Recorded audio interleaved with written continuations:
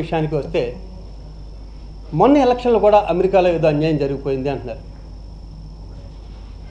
అరే చిరంజీవి గారు లాంటి వ్యక్తి అధ్యక్షతన దగ్గుబాటి సురేష్ బాబు గారు, కేఎల్ నారాయణ గారు, భరద్వాజ గారు, ఇండస్ట్రీలో ఉన్న పెద్దోళ్ళందరూ ఏం అన్యాయం జరిగిందని కమిటీ వేసి ఆడిటర్స్ని వేసి ఒక నెలలు కుస్తీ పడితే పైసా జరగలేదు. పైగా వేరే ఇంకా 34 లక్షలు అడ్వాన్స్ తీసుకొచ్చి శివాజీరాజా శ్రీకాంత్ దాంట్లో వేశారని చెప్పాక కూడా ఈ మాట అంటాం చిరంజీవి గారిని అవమానించినట్టు కాదు ఈ మాట అంటాం.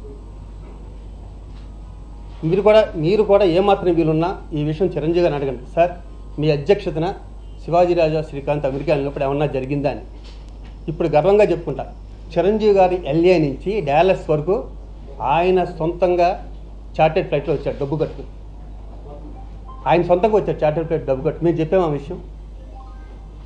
ఇంకా అదిగో ఇది ఈ వంక అయిపోయింది. ఇంకో వంక ఏం పెడతారంటే ఇదిగో చూసారా అందరినీ బిజినెస్ క్లాస్లో తీసుకెళ్లారు అంటారు. ఫర్ ఎగ్జాంపుల్ సింపుల్గా చెప్తాను వినండి.